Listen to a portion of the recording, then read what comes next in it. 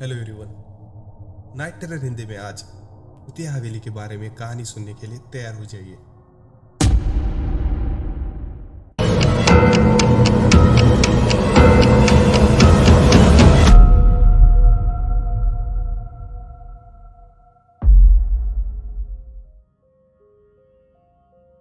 ये कहानी राजस्थान के कोटा शहर की एक भूतिया हवेली के बारे में है। ये हवेली राजा महाराजा के समय में बनाई गई हुई थी, लेकिन पिछले 18 सालों में इस हवेली में रहने के लिए कोई भी नहीं आया था। इच्छा होने पर भी इस हवेली में कोई भी नहीं रह पा रहा था, क्योंकि लोगों का कहना था कि इस हवेली में भूत प्रेत का साया है। जब अजीत सिंह को इस हवेली के बारे में पता चला तो उसने तय किया कि वो इस रहस्य को जानकर ही रहेगा। क्यों लोग इस हवेली में नहीं रह पा रहे हैं। उसने मजबूत इच्छा शक्ति से हवेली में रहने की पूरी तैयारी कर ली।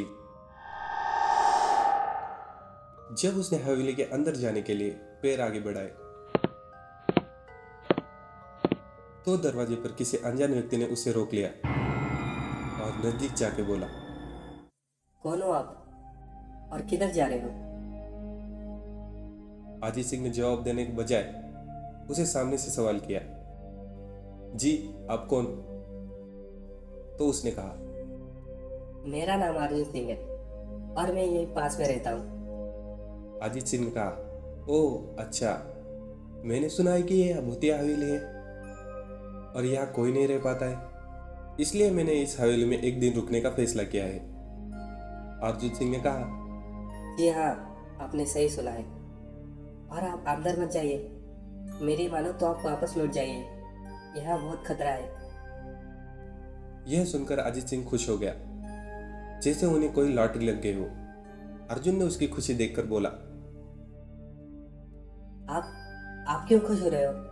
आपको तो भूत का नाम सुनकर डर लगना चाहिए। अजीत सिंह ने कहा, शायद आपको पता नहीं होगा कि मैं भूत प्रेतों में काफी दिलचस्पी रखता हूँ। अगर इस हवेली में भूत है तो मैं अंदर जरूर जाऊंगा और सारी सच्चाई का पता लगाऊंगा। इतना कहकर अजीत सिंह उस हवेली में चला गया। अंदर जाके अजीत ने अपने बैग को साइड में रखा और हवेली के चारों ओर देखने लगा। सारे रूम भी चेक कर लिए। बाद में ड्राइंग रूम में आके सोफे पर बैठ गया। उसने वहां बैठकर दारू के 2-4 पैक भी पिए। वही अचानक उस रूम में लाइट का एक बल्ब चालू बंद होने लगा, लेकिन अजीत ने उस पर ध्यान नहीं दिया। थोड़ी देर बाद दूसरा बल्ब चालू बंद होने लगा। फिर तो हवेली की सारी लाइट चालू बंद होने लगी। ये सब देखकर अजीत अपनी जगह पे खड़ा हो गया और संपूर्ण सावचेत हो गया। अचानक उसके सामने एक छोटा टेबल हवा में उड़ने लगा। करीबन 6 फुट हवा में जाके गोल गोल घूमने लगा और बाद में अजीत की ओर तेजी से आने लगा। अजीत ने तुरंत अपनी जगह बदल दी और दूसरी ओर चला गया और वो टेबल वहीं जाके गिरा जहां अजीत खड़ा था। अजीत कुछ समझ पाता उतने में एक सोफा की सीट उसकी ओर आने लगी। वो जल्दी खड़ा हो गया और छलांग लगा के दूसरी ओर कूद गया, जिसके कारण सोफा दीवार को टकराया और अजीत बच गया। अचानक सब कुछ शांत हो गया था। अजीत ने चारों ओर ध्यान से देखा और बड़ी आवाज में बोला, तुम जो भी हो सामने आकर बात करो। वही एक बड़ी परछाई उसके सामने आ गई। अजीत ने उस परछाई को देखकर बोला, कौन हो तुम और क्यों मुझे मारना चाहते हो?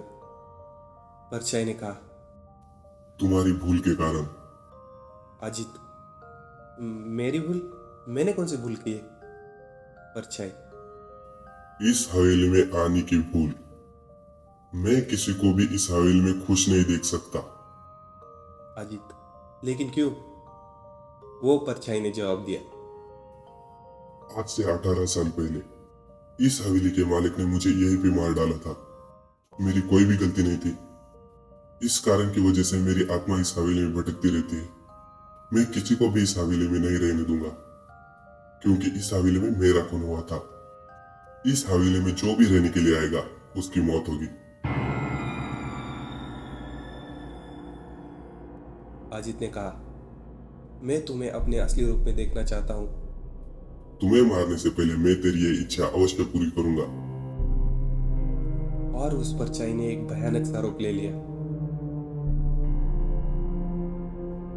उसका चेहरा इतना भयानक था कि अजीत भी एक क्षण के लिए डर गया था, लेकिन दूसरे ही क्षण में उसने अपने आप पर काबू पा लिया। बाद में अजीत ने अपनी जेब में से सफेद पाउडर निकाला और उस भूत पर फेंक दिया। भूत के ऊपर पाउडर पड़ते ही वो जलने लगा। बड़ी बड़ी ज्वाला उठने लगी। वो बहुत जोर जोर से चिल्लाने लगा और बाद में पूरी तरह से जल गया। उसके बाद अजीत ने चैन की सांस ली और वहीं पर सो गया। दूसरे दिन सुबह जब अजीत को सही सलामत हवेली से बाहर आता देख अर्जुन को आश्चर्य हुआ। अर्जुन ने अजीत से पूछा, तुम कैसे जिंदा हो? जब अजीत ने अर्जुन को कल रात की घटना पूरी तरह से बताई और बोला, अब यह हवेली भूतिया नहीं रही, और अजीत वहां से चला गया।